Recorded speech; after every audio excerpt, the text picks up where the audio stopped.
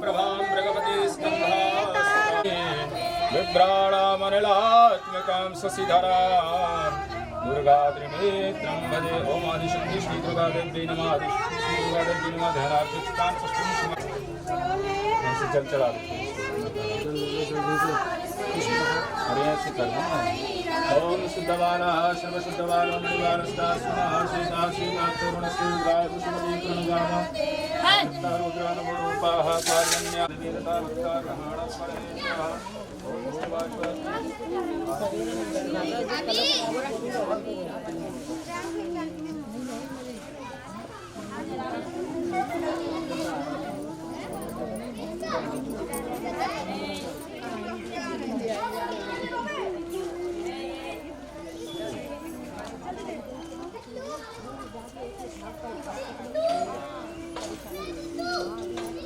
खिंचवा लेना अपने अपने निकलवाने और बता देना।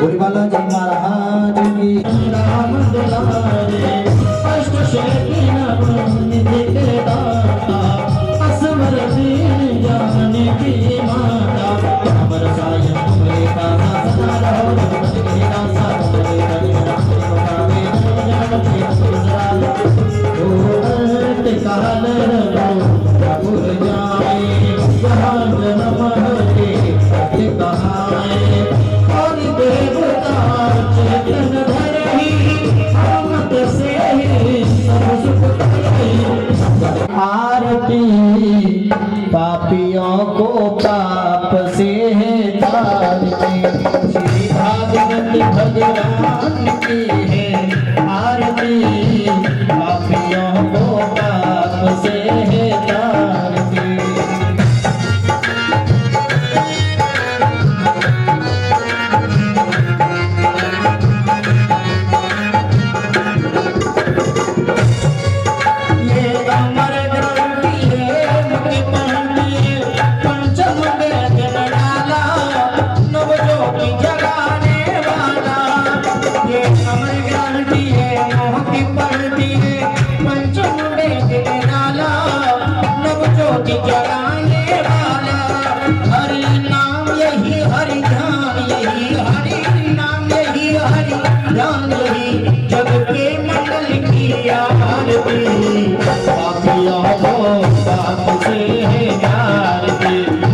भागवत भगवान की है आरती पापियों को पाप से है तारती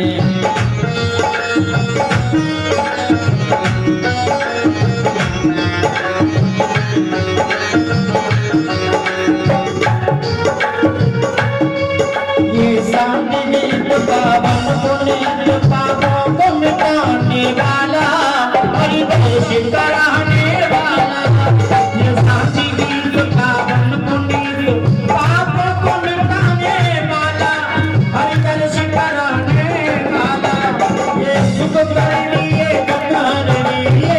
सुख कर लिए श्री मधुसूदन की आरती पापियों को पाप से तारने श्री भागवत भगवान की आरती पापियों को पाप से तारने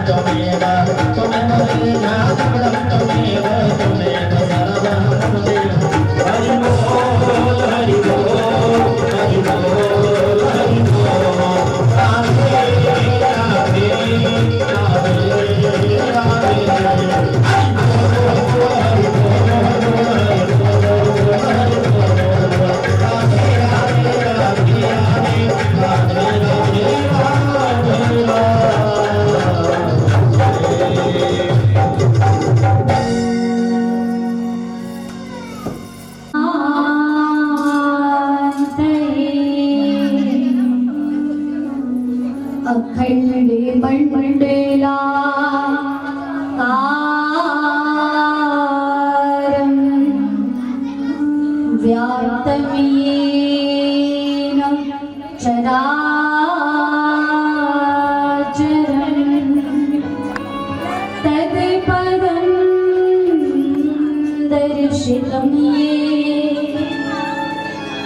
तस्मै श्री गुरुवे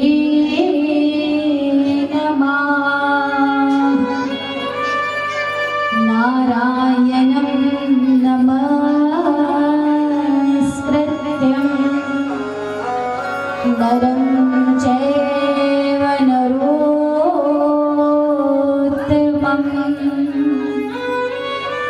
देवीं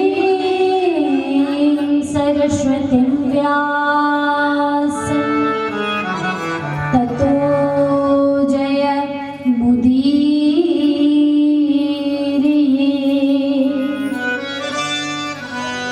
कृष्णाय वासुदेवाय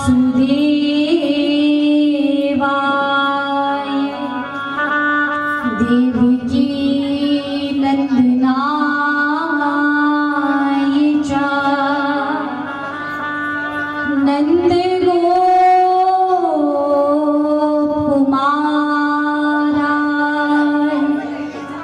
गोविन्दाय नमो नमः। नमः पंकजनाभाय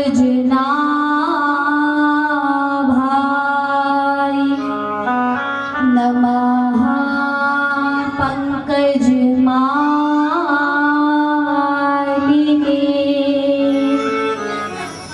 नमः पंकजनेत्राय नमस्ते पंकजाग्रये।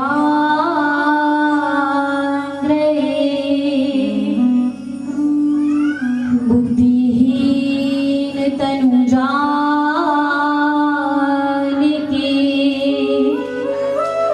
सुमेरो पवन कुमार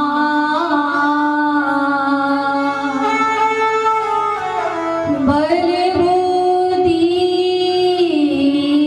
विद्या देहु मेरे हरहु कलेश विकार। आइए हनुमत विराजिए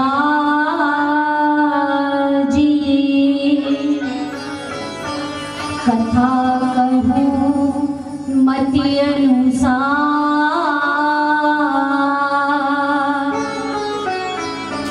आसन लीजे हृदय में मेरे विराजिए पवन कुमार। मेरे विराजिए पवन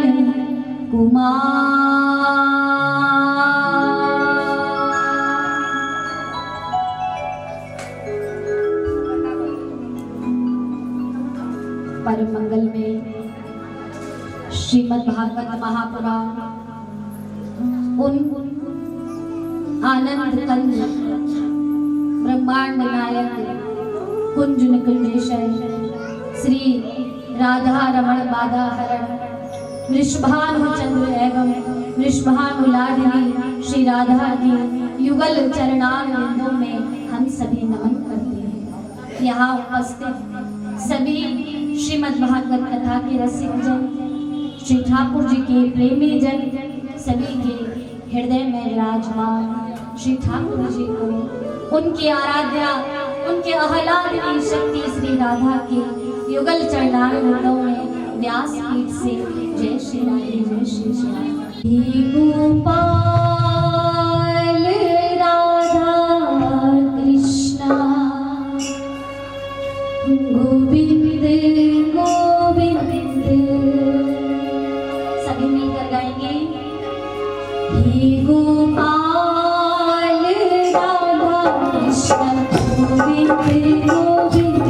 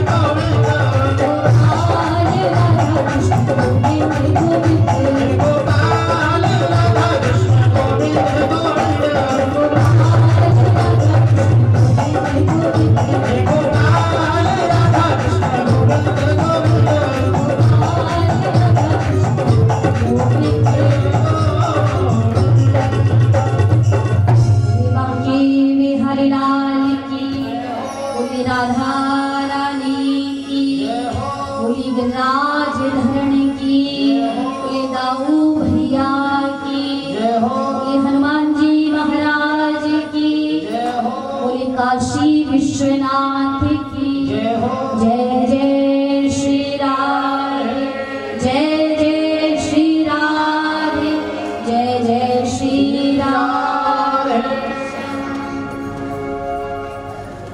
आप सभी का बड़ा स्नेह श्री ठाकुर जी के चरणारविंदों में,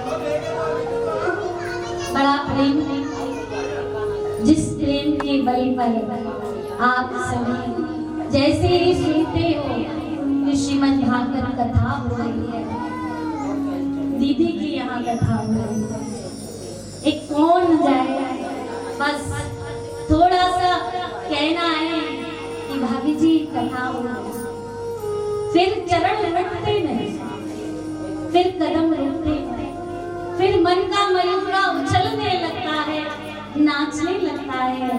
चलो ये हमारी जिम्मेदारी है, ये हमारा कार्य है, ये कथा दीदी की नहीं हमारी है। और ये विचार करके बोले घर से दौड़ कर चल देते ठाकुर जी को। ऐसे तो मैं ये बात मानती हूँ कि आप सब बहुत प्रेम करते हैं, क्योंकि मैंने आपकी सेवा देखी आंखों से। आप अभी परिचित नहीं हुए, आप अभी परिचित नहीं हो। कुछ हमारी शिष्या हैं जो यहाँ विराजित हैं, ठाकुर जी की बहुत प्रेम, बहुत इतना प्रेम कि काम भी कर रही है, दुकान भी संभाल रही है, बच्चों को भी संभालना है, तो भी हाथ में माला में हरे कृष्णा हरे कृष्णा हरे कृष्णा।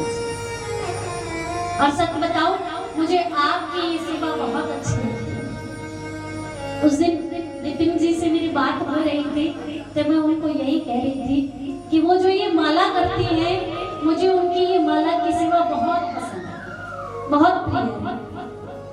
कम से कम जब हम अपने मुख से राम का नाम लें, हम मंदिर जाए और हमको मंदिर जाता देखकर, हमको भोले बाबा को मिलाता देखकर, माँ दुर्गा की सेवा करता देखकर, हमारे किसी पड़ोसी के मन में भी यदि भक्ति जाग जाए, तो आप जानते हो आपकी भक्ति दुगनी हो गई।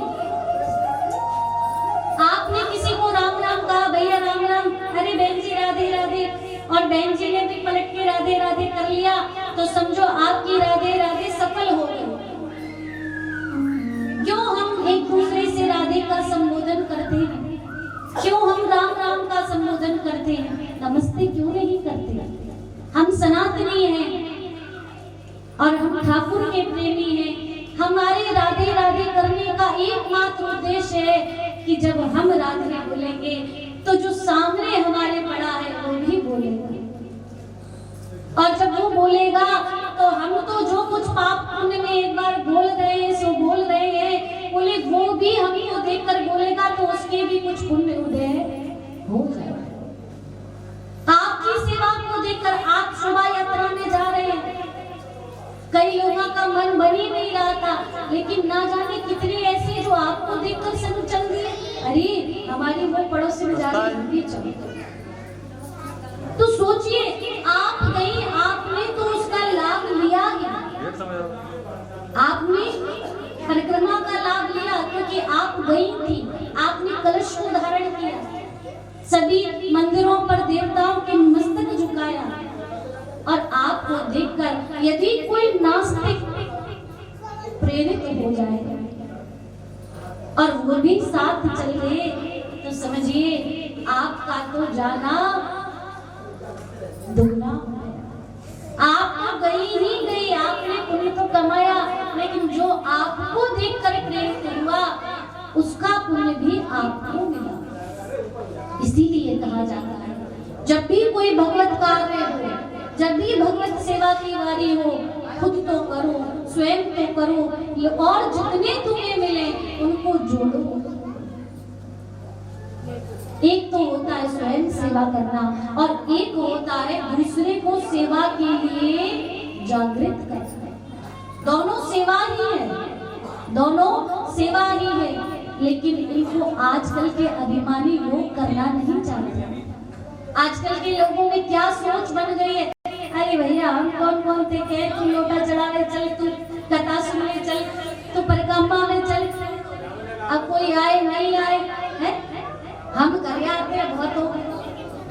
अरे नहीं आएगा तो उसका पाप उसके सिर लगेगा। तुम तो अपना प्रयास करो, तुम तो अपना प्रयत्न करो। आज से कुछ वर्षों 10-20 वर्ष पहले हमारी सनातनी परंपरा ऐसी नहीं थी, हमारा भारतवर्ष ऐसा नहीं था, हमारे ये शहर ऐसे नहीं थे। जानते हो क्या होता था, बोले जब कहीं कोई कथा होती थी तो ऐसे झुंड के बन के जाते थे, ऐसा झुंड बनाकर जाते थे, कोई ये नहीं देखता कि अब घर में भी कुछ करना है, बोले आप जो कुछ करना है ठाकुर के चरणों में करना है। मेरी बात सुनो, आप इसको इधर से कर लो। लेकिन आज ये पद्धति विलुप्त होती जा रही है, आज ये संस्कृति विलुप्त हो रही है, क्योंकि लोगों में अभिमान आ गया है, लोग स्वयं पर अभिमान करते हैं, कोई किसी के सामने झुकना नहीं चाहता, कोई ये कहना नहीं चाहता भैया हम छोटे हैं तू बड़ा है, तू हमारी बात मान, हर कोई बड़ा बन के रहना चाहता है। और आप जानते हो जो अकड़ते हैं वो आंधियों में अक्सर टूट जाते हैं, जो झूठते हैं वो आंधी में झुककर रह जाते हैं। उनको आंधी भी तूफान भी उनका कुछ बिगाड़ नहीं पाता, क्यों? क्योंकि उनमें नरमता है, उन्होंने झुकना सीखा है, और जिसने झुकना सीखा है, जिसमें नम्रता है, वही गोविंद का प्रेमी हो सकता है। जिसके भीतर अभिमान है वो बाहर से चाहे कितना भी आडंबर क्यों ना करे, बाहर से चाहे कितना भी दिखावा क्यों ना करे, कि रोज सुबह मंदिर जाए, घंटी बजाए, दिया लगाए, लोटा चढ़ाए, पर अभिमान है तो वो सबसे प्रेम से बात नहीं करेगा, झुकेगा नहीं, अभिमान के कारण। और जहाँ अभिमान है तहाँ राम नहीं, जहाँ अभिमान है तहाँ कृष्ण नहीं, वहाँ भगवान में केवल दिखावा हो रहा है। तो इस दिखावे से बचिए, अपनी मूल संस्कृति को याद कीजिए, अपने मूल स्वभाव को याद कीजिए, प्रयास कीजिए कि आपका जन्म इस पृथ्वी पर, इस संसार में, इस नगर में, इस शहर में क्यों हुआ है, किस कारणवश हुआ। सबसे प्रेम की भावना रखिए और हमेशा ध्यान रखिए, कचरा जो भी होता है, कचरा जो भी होता है वो जल के ऊपर अपने आप तैर के आ जाता है, जल के ऊपर कचरा अपने आप तैर के आ जाता है। अगर लोगों में बुराइयां हैं तो आप बुराइयां मत निकालिए, आप उस बुराई को प्रेम में बदलने का प्रयास कीजिए। जो कचरा होगा वो अपने आप किनारा हो जाएगा, और जो आपका प्रेमी होगा, जो आपसे प्रेम करता होगा, ठाकुर से प्रेम करता होगा, वो आपका हाथ पकड़ के आपके साथ चल देगा। वो ये नहीं देखेगा कि भैया इसने हमारी आओ भगत नहीं करी, हमारी ढंग से सुचारू व्यवस्था तो करी नहीं, वो आपसे प्रेम करता है तो नहीं देखेगा। आप सब ठाकुर के प्रेमी हैं, और ये कथा जो है वो 7 दिवसीय है, 7 दिनों तक यूं ही चलेगी। नित्य प्रति आप सब अपनी अपनी सेवाएं यहाँ दीजिए। सेवा कई प्रकार की, तन की सेवा, मन की सेवा, धन की सेवा, तो यहाँ जो सेवा बने ठाकुर जी के श्री चरणों में वो सेवा हमको देनी है। कई नजदीक के, बहुत नजदीक के होते, कहते अरे हमारा काम ही नहीं निपट पाता। अरे भैया हमारे पास काम बहुत रहता है, काम जिंदगी भर है, जिंदगी भर है, मुझ पर भी काम है, तुम पर भी काम है, लेकिन राम का नाम लेने के लिए उस काम में से थोड़ा सा समय निकालेगा।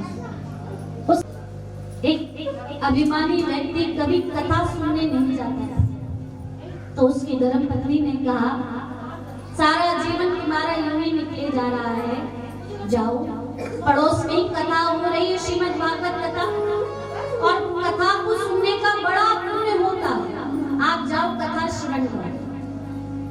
पत्नी, ऐसा होता है कि पत्नी जब पति को ज्यादा फोर्स करे किसी काम के लिए, तो वैसे भी कहा जाता है कि घर की सारी मालकिन तो पत्नियां ही होती है, पति तो बेचारे जैसे चला दो कोई घर ऐसा है जिसमें पति के हाथ में पूरे दामोदर, वरना आज कलिकाल है, कलयुग है, सारा दामोदर पत्नियों के हाथ में। पत्नी ने कहा कथा सुनने जाना है, थोड़ी सी गुस्सा गुस्सी कर, अब तो जाना पड़ेगा। चला गया।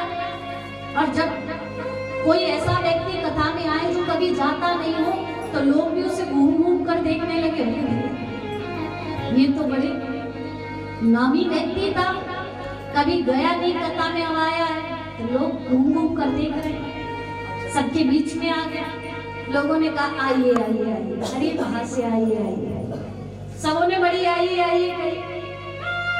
अब जब कथा के बीच में आ गए तो लोगों ने कहा बैठिए बैठिए, खड़े कर बैठी।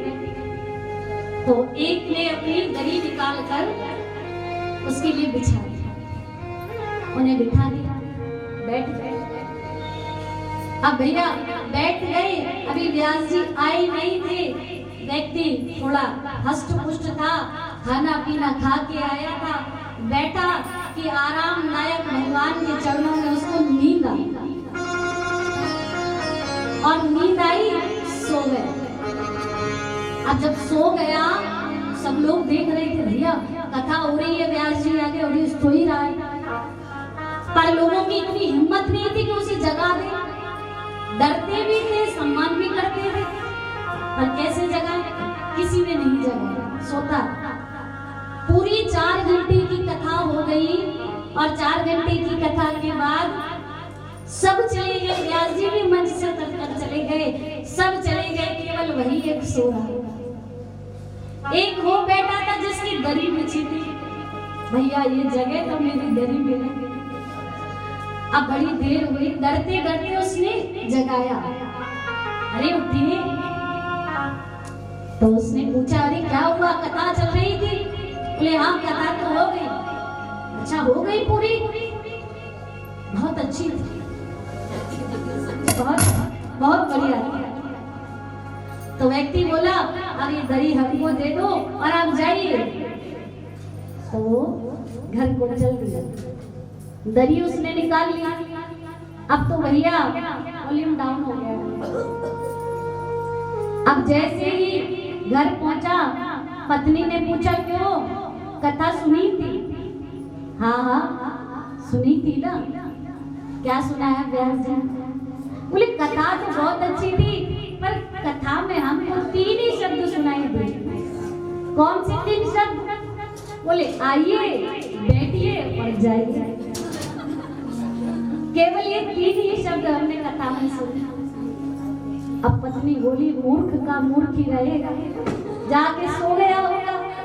पत्नी ने कहा कि अगर इसको कहूंगी कि तूने कथा नहीं सुनी तो कल से ये जाएगा नहीं, क्या करें? पत्नी ने कहा देखो तुमको ये कथा से मंत्र मिले हैं, ये 3 शब्द कथा से मंत्र मिले हैं, इनको जपते रहे और कल फिर जाना। अब तो भैया कमरे में गया, बिस्तर पर बैठ गए। अब दिन भर सोया था तो रात में नींद नहीं आई, क्या करें? तो बिस्तर पे बैठा बैठा वही मंत्र जपने लगा, आइए बैठिए जाइए, आइए बैठिए जाइए। मंत्र जप रहा था और इतने में ही एक चोर घर में घुस गया। और ये मंत्र जप रहा था, चोर जैसे ही उसके कमरे में आया तो ये बोला आइए आइए आइए। अब जैसे ही आइए बोला तो चोर ने सोचा आज तो मुझे देख लिया। वैसे कमरे की लाइट बंद थी, पर चोर सोचने लगा आज तो मैं पकड़ा गया, किसी ने देख लिया। अब चोर ने सोचा कोई इससे पहले मेरा मुंह देखे, चुपचाप भाग। तो जैसे ही भगने का प्रयास किया, उसका तो मंत्र चल रहा था। अब वो कहता है अरे बैठिए बैठिए बैठिए। अब जैसे ही बैठिए बैठिए कहा तो चोर सोचने लगा भैया आने की तो हर कोई कह देता है, पर बैठने की वही कहेगा जो आपको पहचानता होगा। आपके घर कोई आए, आप बुलाएंगे भैया आइए, कैसे आए, पर घर में बिठाओगे तो मतलब आप उसको जानते हो। तो चोर ने सोचा ये तो मुझे पहचान भी गया, बैठने के लिए कह रहा है, इसका मतलब पहचान अब चोर ने सोचा दबे पाऊं भाग लो, इसी में भलाई कुछ नहीं हो सकता। धीरे से पीछे खिसकने लगा, इतने में जैसे ही जा रहा था तो महाशय बोले अरे जाइए जाइए। चोर ने सोचा, पहले बुलाया फिर बैठने की कह रहा, आप जाने की इसका मतलब सवेरे ये मुझे पकड़वा देगा। पहचान तो गया भी है, सुबह ये मुझे पकड़वा देगा। क्या करा? बोले अब तो इसकी चरण ही पकड़। गया और जाकर उस महाशय के चरण पकड़ लिए। और व्यक्ति घबरा गया, वो सोचने लगा कौन आ गया रात में मेरे पैर पकड़ा। उसने झट से उठ के लाइट जलाई और जैसे ही कमरे में उजाला हुआ देखा तो बोले तुम कौन? अरे महाराज आप सब जानते हो और जानकर ऐसे अनजान में बने। चरण पकड़ लिए, बोले अरे भैया कौन है? तो जो भी चुरा कर लाया था पहले वो सारा धन माल उसके चरणों में रख दिया।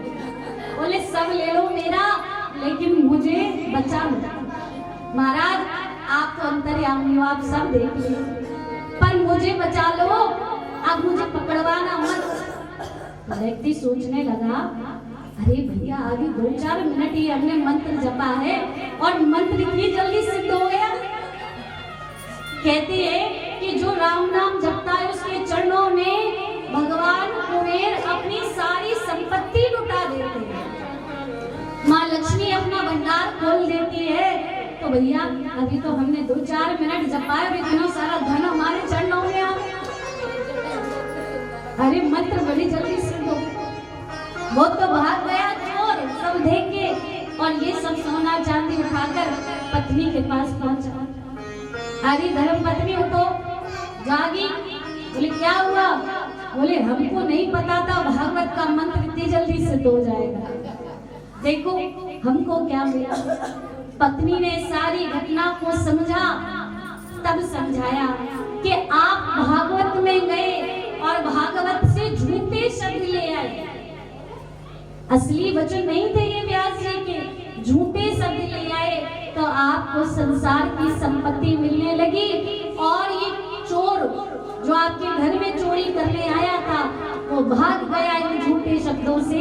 यदि आप भागवत के असली शब्द लाते तो आपके भीतर काम क्रोध मद लोभ मोह जो शत्रु बैठे हैं वो पल में भाग जाए, आप निर्मल हो जाओ। तो कथा का सारांश इतना ही है कि कथा में जाओगे तो मन लगा कर सुनो।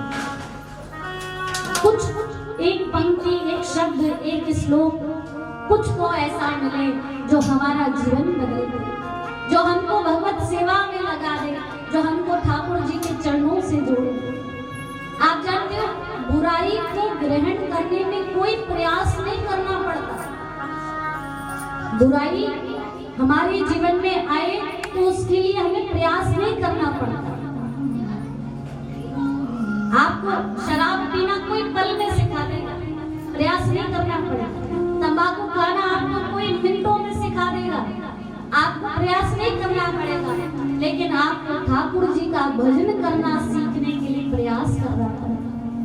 बुराई पल में आ जाती है, लेकिन अच्छाई को जीवन में लाना बहुत कठिन बात है। और कठिन किसके लिए है? बोले जिसने अभी तक इनके नाम का रस चखा नहीं, जिसने अभी तक इनको अपने जीवन में उतारा नहीं, जिसने इनसे प्रेम नहीं किया, उसके लिए कठिन। आइए हम सब श्री ठाकुर जी को पुकारेंगे। पधारो राधा संग सरकार, पधारो राधा संग सरकार। खुले हैं खुले हैं मन मंदिर के द्वार।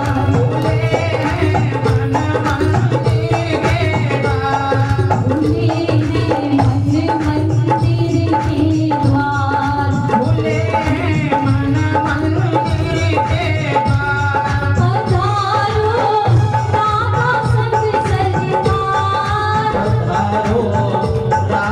संग सरकार पधारो राधा संग सरकार पधारो राधा संग सरकार भूले हैं हाथ उठाकर ताली से ना करेंगे कोई खुले हैं मंदिर के द्वार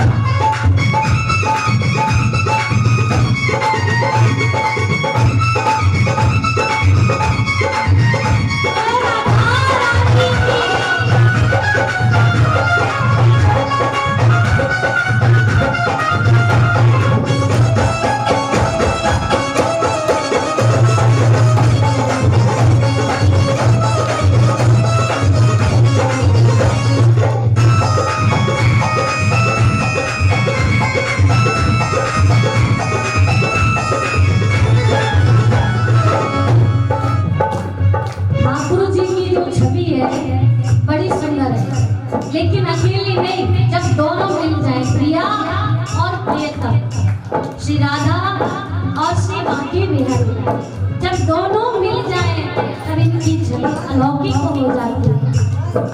युगल छवि की अखियां प्यासी, युगल छवि की अखियां प्यासी, युगल छवि की अखियां प्यासी, युगल छवि की अखियां प्यासी, दर्शन दे जाओ ब्रजवासी, दर्शन दे जाओ ब्रजवासी, दर्शन दे जाओ ब्रजवासी, दर्शन दे जाओ ब्रजवासी।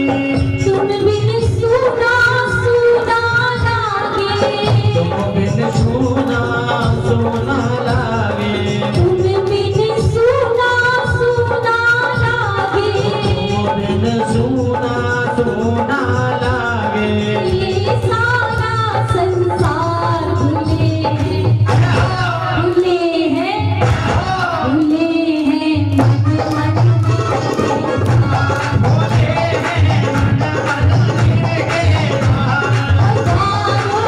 राधा संग सरकार,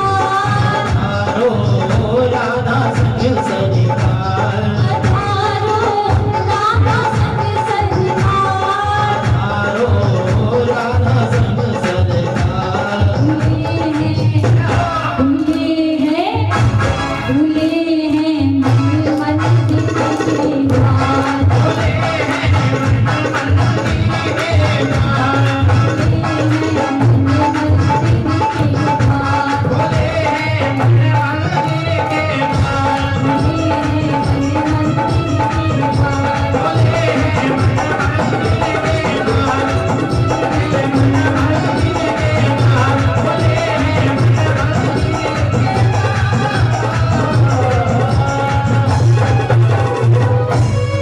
बोले बांके बिहारी लाल की, बोले राधा रानी की जय जय श्री राधे।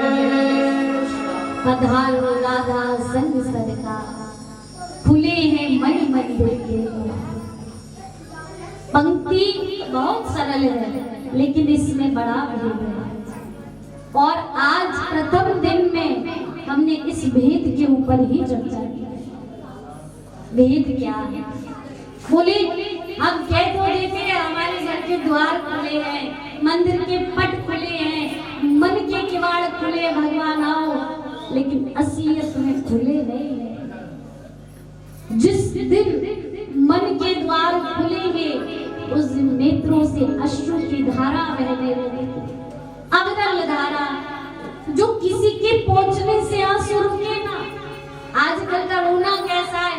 बोले एक आंख से आंसू बहता है और एक से नहीं बहता है, और चलो दोनों से भी आंसू बहे, कोई नहीं कह रही बहन चुप हो जाए, चुप हो जाए, बस चुप हो, बस आंसू बंद हो गए। इसका मतलब क्या? बोले ये सब दिखावा हो रहा था, असली रोना क्या है? जिस दिन गोविंद की ललक, गोविंद के मिलन की जलन हृदय में उठ जाए, लगे कि अब प्रिया प्रियतम आ जाए, एक बार आ जाए। हे गोविंद, इस संसार के हर सुख आपने मुझे दिए, अच्छा परिवार, अच्छे बच्चे, अच्छा पति, खूब अच्छा समाज, खूब नाम शोहरत, मान सम्मान आपने मुझे सब दिया, और इन सबको पाकर मैं अभी तृप्त नहीं हुई, अभी मेरा मन भरा नहीं। इसका मतलब इन सब साधनों में आनंद नहीं है। आप जानते हो, जिस वस्तु को पाकर आपका मन भीतर से कहते बस अब और नहीं, समझ जाइए वही आनंद रूप, वही आनंद रूप। लेकिन पति चाहे कितना भी पैसा ले आए तभी हमें मन में क्या लगती है, अभी और होना चाहिए। घर कितना भी सुंदर बना ले तभी लगता है अभी और सुंदर होना चाहिए, अभी और बड़ा होना चाहिए, अभी ये किचन कम है, अभी लैट्रिन बाथरूम बड़ा नहीं बना, थोड़ा आंगन बड़ा होना चाहिए। मन में और की चाह लगी, बढ़िया गाड़ी हो, तो लगता है अरे इसमें अभी सब आ नहीं पाते, छोटी है थोड़ी और बड़ी हो गई, बड़ी आ जाए, अरे पुराना मॉडल हो गया नया मॉडल होना, ऐसा हो उतने तो सब कहे भैया कौन राजा महाराजा आया, किसकी गाड़ी है, सब देखे आंखें फाड़ के हमको ऐसी गाड़ी। तो ये संसार के साधन जब तक हम पाएंगे हमको और की चाह लगेगी, कितनी भी मिठाई कितने भी भोज्य पदार्थ कितना भी भोजन हम खा लें फिर भी हमारा पेट अगले दिन भूखा हो जाता है और मांगने लगता है भैया और होना चाहिए, कितना भी रसगुल्ला खा ले तो भी अगले दिन मन कहता है भैया रसगुल्ला भी और होना चाहिए। बचपन से खाते आ रहे अभी तक मन नहीं भरा, अभी तक मन नहीं भरा, इसका मतलब संसार की इन मिठाइयों में संसार के इन साधनों में आनंद नहीं है। आनंद कहाँ है? आनंद गोविंद के श्री चरणारविंदों में। जिस दिन वो हमारे हृदय रूपी घर में आकर विराजमान हो जाएगा, कृपा सब पर नहीं होती, वो खुद ही कृपा करते हैं। हम सोचे कि हम गोवर्धन की परिक्रमा लगाना चालू कर दें तो हम पर भगवान अपनी कृपा करेंगे, नहीं होगा। हम सोचे हम मंदिर में रोज जाना चालू कर दें भगवान हमें कृपा करेंगे, नहीं होगा। भगवान स्वयं चुनकर आपके सरल भाव को देखकर आपके हृदय की निर्मलता को देखकर भगवान आपको अपनाते हैं। जिस हृदय में पाप भरा होगा, जिस हृदय में कपट भरा होगा, कभी पड़ोसी के प्रति, कभी रिश्तेदारों के प्रति, कभी अपने घर वालों के प्रति, तो उस हृदय में गोविंद नहीं विराजमान। भगवान कहते तू तो पहले ही इसमें इतने सब लोगों को भर रख के रखा, अब मैं कहाँ आऊं, मेरे लिए जगह ही नहीं। तो इसलिए उस हृदय को खाली करना।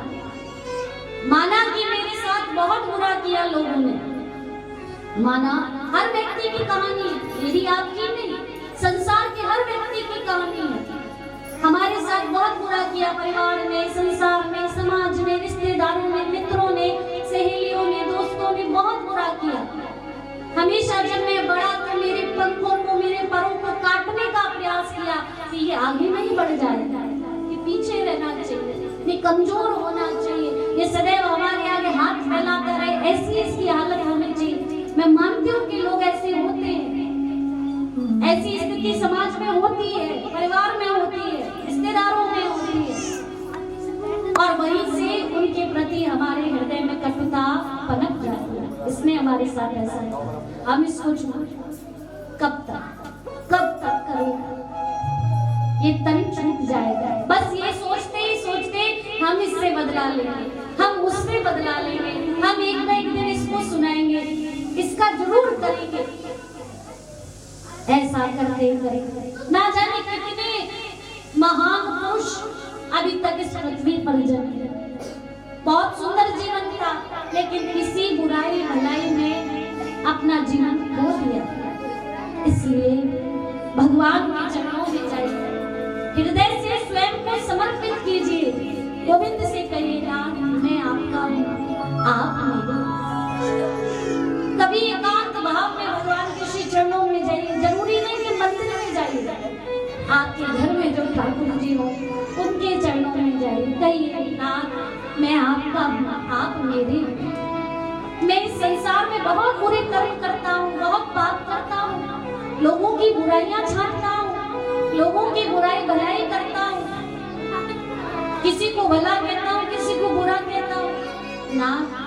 मैं तो लोगों में कमियां ढूंढने लगा, अपना मान सम्मान चाहता हूँ, अपनी बड़ाई चाहता हूँ कि ना आप मुझे अपना लीजिए और संसार की चीजें मांगना छोड़ दो। सभी बाताओं से मेरा कहना, सभी भक्तों से संसार की चीजें मांगना छोड़ दो। भगवान सब जानते हैं कि आपके पास किस चीज की कमी है, आपको क्या देना है क्या नहीं देना। आप बताओ, आपके बच्चे जो हैं, आप उनके माता पिता, आप नहीं जानते कि आपके बच्चों को क्या आवश्यकता है। स्कूल का समय हो गया तो आप जानते हो कि उन्हें पुस्तकें दिलानी है, ट्यूशन का समय हुआ तो आपको पता है कि भैया बच्चा ट्यूशन लायक हो गया, इसको ट्यूशन लगाना पड़ेगा। आप सब जानते हो अपने माता पिता से, जैसे माता पिता जानते हैं बच्चों की हर जरूरत को वैसे ही भगवान भी हमारी सारी जरूरतों को जानते हैं। हम रोते हैं कि प्रभु आपने हमको वो क्यों नहीं दिया, कितना मांगा आपसे, कितना मांगा। किसी ने कहा 21 मंगलवार हनुमान जी के मंदिर में जा, मैं गया, नारियल चढ़ाया, फूल फल चढ़ाया, भोग लगाया, लड्डू चढ़ाया, फिर भी मेरी मनोकामना पूरी नहीं हुई, फिर भी मेरी इच्छा पूरी नहीं हुई। हनुमान जी आपने मुझे क्यों नहीं दिया? हम भगवान से लड़ते हैं। जैसे आप जानते हो ना कि यदि आप अपने बच्चे को ज्यादा चॉकलेट दोगे तो उसके दांत खराब हो जाएंगे, ऐसे ही भगवान भी जानते हैं कि जो चीज हम मांग रहे हैं वो चीज यदि हमें मिल गई तो हमारा जीवन खराब हो जाए। बच्चों को तो लगता है चॉकलेट बहुत अच्छी होती है, अरे मम्मी बहुत बुरी है, आपको चॉकलेट नहीं दिलाती, बिस्किट नहीं दिलाती, बहुत खराब है। लेकिन असली चीज आप जानते हैं, आप नहीं दिलाते क्योंकि बुरी है। वैसे ही जो चीज हमें अच्छी लगती है भगवान जानते हैं कि ये खराब है, उसको नहीं देंगे, इसलिए हमको नहीं देंगे। भगवान से कभी कभी भगवान पे प्रत्यारोपण ना करो कि आपने ऐसा नहीं, प्रभु मेरा नसीब। आप झूठ मानेंगे, सासनी के पास की एक गांव से शिष्या है हमारी, इतनी बीमार रहती है, इतनी बीमार रहती है बेचारी। जब भी मेरी बात होगी तो वो बीमार हो, कोई ना कोई रोग उसको शरीर में लगा रहता है, कोई ना कोई कष्ट। और जब भी मैं फोन से उनसे बात करती हूँ तो मुझसे क्या कहती है, अरे दीदी ये मेरा इस जन्म का नहीं, हो सकता है हम पूर्व जन्म में कुछ कर। कभी ये नहीं कहती कि मैं कैसे ठीक होंगी, आप क्या कुछ करो, कृपा करो कुछ, बस हमेशा यही कहती है ये मेरे पूर्व जन्म का कुछ कृत्य है जो मैं भोग रही हूँ। इतनी साधारणता से, इतनी सरलता से उसने अपनी उस रोग को, अपनी बीमारी को जो हमेशा परेशान करे, उसको उसने अपने जीवन का एक हिस्सा समझ लिया कि मेरे जीवन में हो रहा है ये मेरे ही पाप है। लेकिन हम भगवान से कहते हैं कि तू ठीक नहीं करता, तू करता क्यों नहीं, तू कुछ करता क्यों? हम मानने को तैयार नहीं, सब हमारे ही पाप होने का फल। आज जिस बालक ने आज श्रीमद् भागवत कथा की पोथी को सिर पर धारण किया, उस परिवार से मैं आपका परिचय कराऊंगा। यह जाट परिवार है और इतना सरल, इतना सभ्य परिवार है। माता पिता दोनों आए, आज बेटी भी आई हुई, बेटा जिसने भागवत पोथी को सिर पर लिया। आप जानते हो बच्चा इतना परेशान था, आज से 1 वर्ष पूर्व इतना परेशान था, कोई कार्य नहीं बन रहा था, हर तरफ से हताशा, निराशा। सिर्फ मैंने उसे मार्गदर्शन, ठाकुर जी ने जो मार्गदर्शन बताया कि ये कार्य करो, तुम सब कुछ ठीक हो। जबकि वो मानने को तैयार नहीं था। धीरे मैं बहुत कुछ कर चुका हूँ, मैंने बहुत पूजा पाठ कर ली, मेरा कुछ नहीं हो सकता। जब मैं मिली थी प्रथम बार, माता जी बैठी होंगी, इतना निराश था वो कि मेरा कुछ नहीं हो सकता। मैंने उसको सांत्वना दी, हताश मत हो, जीवन से उदास मत हो, जीवन मिला है, कुछ ना कुछ अच्छाई चाहिए। समझाया, मार्ग दिखाया, आज वो समय आया, धीरे धीरे बच्चे का विवाह हो गया। ठीक है, पहले बहुत बीमार था, अब स्वस्थ है, और जो थोड़ी बहुत बची राम जी उसको भी टाल देंगे। विवाह हुआ, 2 दिसंबर की शादी थी, 2 तारीख की शादी थी। शादी में भी हम सम्मिलित हुए बहुत अच्छे से, और आज सब कुछ संपन्न है। नौकरी की भी, गवर्नमेंट जॉब की भी व्यवस्था बन रही है।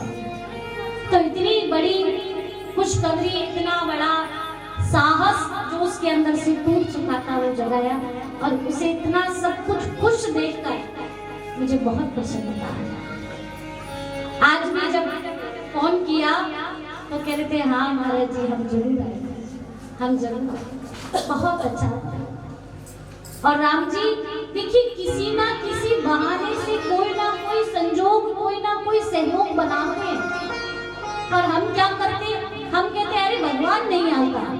भगवान साक्षात नहीं आते, भगवान किसी ना किसी रूप में, किसी ना किसी प्रारूप को हमारे पास भेजते, कोई ना कोई माध्यम बनाते हैं। सारे संकट का हरण करने वाले बोले। हमारी भाभी जी बैठी हैं, भैया हलवाई हैं जो आप सब जानते हो, हर बार भंडारे का भोजन प्रसादी वही बनाते हैं। पेट में गांठ हो गई, इतने परेशान, इतनी घबराए, कैसे ठीक होगी, कैसे ठीक होगी। मैंने समझाया घबराइए नहीं, ठाकुर जी के प्रेमी हो और भगवान कभी अपने भक्तों को हताश निराश नहीं होने देते। ऑपरेशन कराया, आज राम जी सब कुछ स्वस्थ कर दिया, सब तरीके से बढ़िया है। तू जो गोविंद के कार्य के लिए आगे रहता है, संकट जीवन में आएंगे, ऐसा नहीं है कि हम भगवान का भजन कर रहे तो संकट नहीं है। आप जानते हो भगवान कृष्ण के जीवन में कितना बड़ा संकट है। क्या संकट? बोले जन्म हुआ जेल में, भगवान कृष्ण का जन्म हुआ जेल में, जन्मे कई पाला किसी और ने। बोले एक रात भी अपनी मैया के पास नहीं रह पाए भगवान। आधी रात में पिता वसुदेव जी और भगवान को लेकर गोकुल को चल गए, लेकर आ गए गोकुल में। कहाँ जन्मे, कहीं पले और नेक बड़े हुए। बोले छठी मन रही थी तो पूतना आगे जहर पिला दिया। कितना कष्ट, जब भगवान के जीवन में कष्ट है तो कष्ट आए तो घबराइए नहीं। कितने उपाख्यान हम आपको बताएं। मौसी जी के बारे में तो आप जानते हैं, सब परिचित है हमारी मौसी जी से। आप जानते हैं भगवान शिव में उनकी बहुत श्रद्धा है, मानती तो वो सबको है, ठाकुर जी को भी प्रेम करती है, माँ भगवती को भी, लेकिन शिव में बड़ी श्रद्धा जागी। गांठ हो गई थी पेट में, लेकिन शिव जी की सेवा से, बेलपत्री के सेवन से, जल सेवन से उनकी वो गांठ भी मिट गई। क्या है? बोले संकट जीवन में आएंगे, लेकिन सेवा से सब एक और हो जाए। साथ हम इसी अमृतमयी करुणामयी जीवन धारा में बहते रहे, अमृतमयी श्रीमद् भागवत कथा को श्रवण करते रहे। प्रथम ये जो भागवत कथा हुई वो नैमिषारण्य भूमि पर, नैमिषेषु मासी मविवाद महामते कथामृत रसास्वादा कुशल सौन को ब्रवी। जहाँ पर जैसे हम सब आज कथा को सुनने एकत्र हुए हैं, वहाँ नैमिषारण्य में 88,000 संत ऋषिगण एकत्र हुए और कथा सुनाने वाले कौन थे? वहाँ सुनाने वाले श्री सूत जी। सूत जी को देखकर ऋषियों ने कहा आजकल के लोगों को गाना सुनाओ बड़े प्रसन्न होते, मोबाइल में वीडियो दिखाओ बड़े खुश होते, कथा सुनाओ तो सोते, कथा सुनाओ तो बोर होते, पैरों में दर्द होता, हमसे बैठा नहीं जाता। ये कहना है लोगों का। लेकिन संत ऋषिगण सूत जी से कहते कि अज्ञान ध्वांत विध्वंस कोटि सूर्य समप्रभा। हे सूत जी, आपका ज्ञान करोड़ों सूर्यों के समान है, आप थोड़ा सा ज्ञान हमें दीजिए, हमारे जीवन को भी प्रकाशित कीजिए। तब आज श्री सूत जी विराजमान हुए गद्दी पर और जब कथा सुनाने लगे तो सब ऋषिगण कहते कि इहे गोरे कलो प्रायो जीवस्चा सुताम रतः क्लेशातांतस्य तस्यैव शोधने के परायणम। कलयुग में प्रत्येक जीवों के हृदय में कलेश रहेगा, बैठेगा तो शांति के माहौल में, बंद कमरे में जहाँ कोई आवाज नहीं आ रही हो, बाहर की आवाज को तो बंद कर लोगे आप, लेकिन जो आवाज भीतर से आ रही है उसको कौन बंद करेगा? बाहरी आवाज कैसे बंद होगी? बोले भीतर से भीतरी कमरे में चले जाओ, कुंडी लगा लो, तो क्या होगा? नहीं आई, लेकिन उस अंधेरे कमरे में बैठकर, जहाँ बाहरी कोई आवाज नहीं है, अकेले बैठ जाना, कभी प्रैक्टिकल करना और अकेले बैठकर शांत होने का प्रयास करना, तो बाहरी आवाज तो बंद हो जाएगी लेकिन भीतरी आवाजें चालू हो जाएगी। भीतर से इतनी आवाज आएंगी कि आप उस बंद कमरे में 1 मिनट बैठ नहीं पाओगे, आपको निकलकर बाहर सबके बीच में आना पड़ेगा। कथा क्या करती है? कुल कथा बाहरी आवाजों को बंद नहीं करती, ये श्रीमद् भागवत कथा हमारी भीतर जो द्वंद चल रहा है, भीतर जो आवाजें चल रही है, उसको बंद कर देती है। इहे घोरे कलु प्रायो जीवस्चा सुताम नाता। कलयुग में प्रत्येक जीव के हृदय में कलेश बना रहता है। सामने से तो लगता है बड़ा सुखमय जीवन है, भैया इसके यहाँ 2 गाड़ी है, अच्छे से रहता होगा भैया, इसके यहाँ नौकर लगे काम करने को, खुश होगा, काम भी नहीं करना पड़ता। पर इतने धनी मानी व्यक्ति को देखने के बाद भी यदि उसके हृदय को जानोगे तो उसके हृदय में भी कलेश बना हुआ है। उस कलेश को मिटाने का साधन क्या है? उस कलेश को मिटाने का साधन है श्रीमद् भागवत कथा, श्री राम कथा। हमारे जितने भी पुराण हैं, पुराणों का अध्ययन, मनन, श्रवण। आज श्रीमद् भागवत कथा का प्रथम दिन में महात्म श्रवण करा रहे हैं। आज हम सभी ने श्रीमद् भागवत कथा की कलश यात्रा की, थके हुए हो, कुछ भूखे भी है, सुबह से कुछ खाए नहीं, तो आज की कथा को यही विराम करेंगे। कल पुनः श्रीमद् भागवत कथा 12 बजे से प्रारंभ होगी। सही समय से आप सभी को उपस्थित रहना है। आइए थोड़ा सा संकीर्तन सभी करेंगे।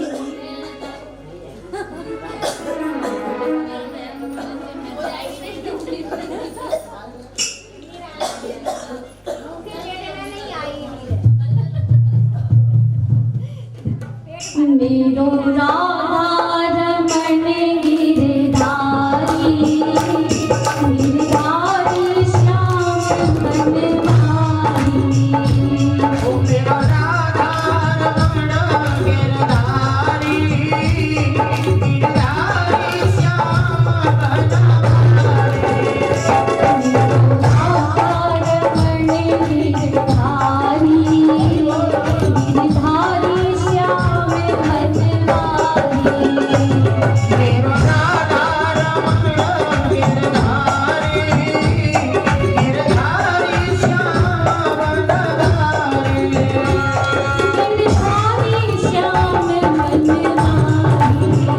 ओ गिरधारी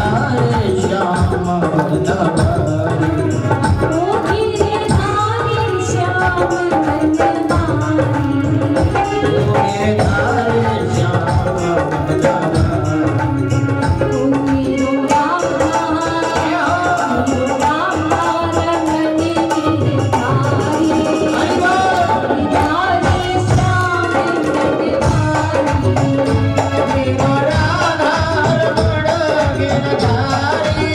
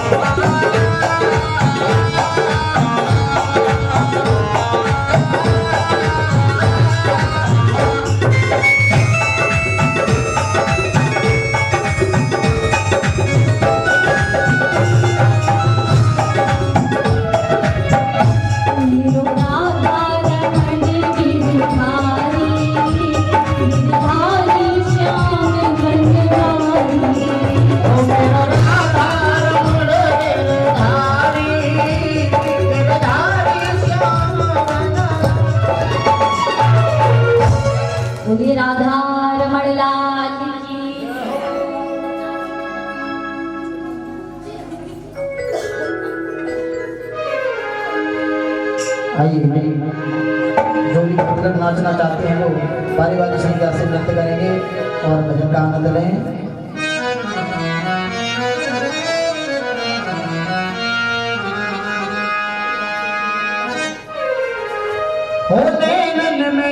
होने मन में श्याम समाए हो, ऐसे नहीं भैया, ऐसे नहीं, हाँ मस्ती के साथ में। होने मन में श्याम समाए हो, प्रेम करो लगाए हो। होने मन में श्याम समाए हो, प्रेम करो लगाए हो।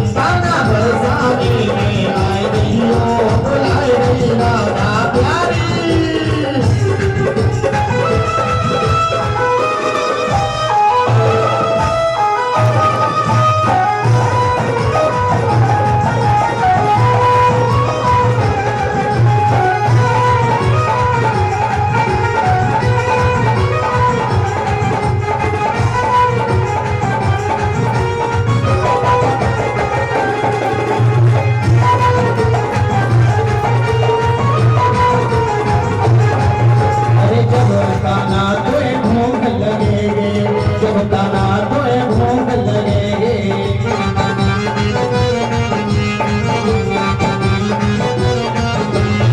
जब काना तोए भूख लगेगी, जब काना तोए भूख लगेगी, तू तो अग्नि से ले गई हो बुलाए गई राधा, सारी राधा बरसाने में आई गई हो बुलाए गई राधा प्यारी।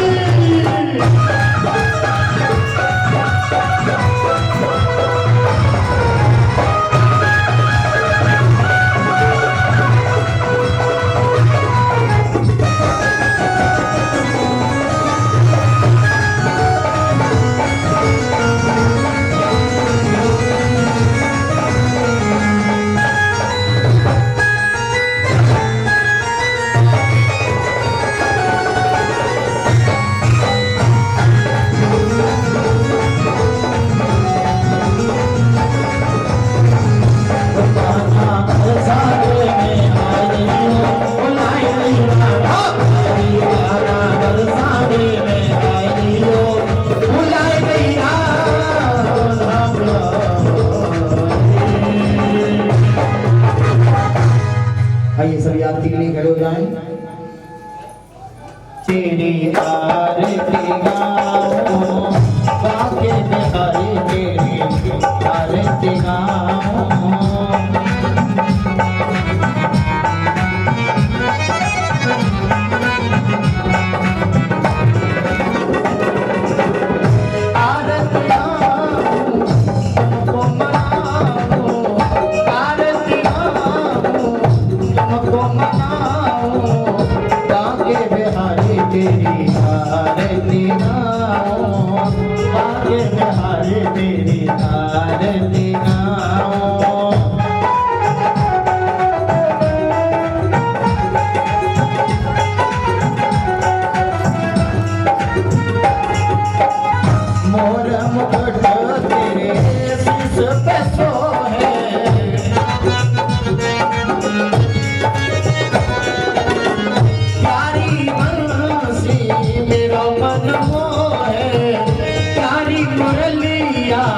मेरो मन मोहे एक छवि भले हारे में जाऊं, बाके बिहारी तेरी आरती गाऊं।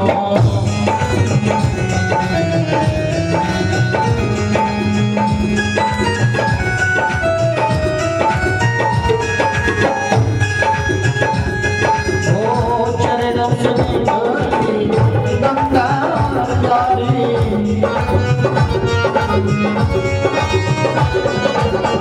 जिसने सारी दुनिया तारी, जिसने सारी दुनिया तारी, उन्हीं चरणों में दर्शन पाऊं, बाके बिहारी तेरी आरती गाऊं।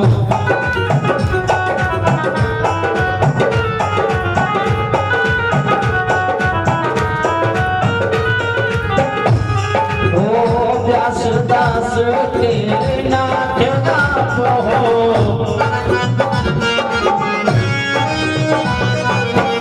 सुख दुख जीवन प्यारे साथ आप हो, सुख दुख जीवन प्यारे साथ आप हो। उन चरणों में शीश नवाऊं, बाके बिहारी तेरी आरती गाऊं।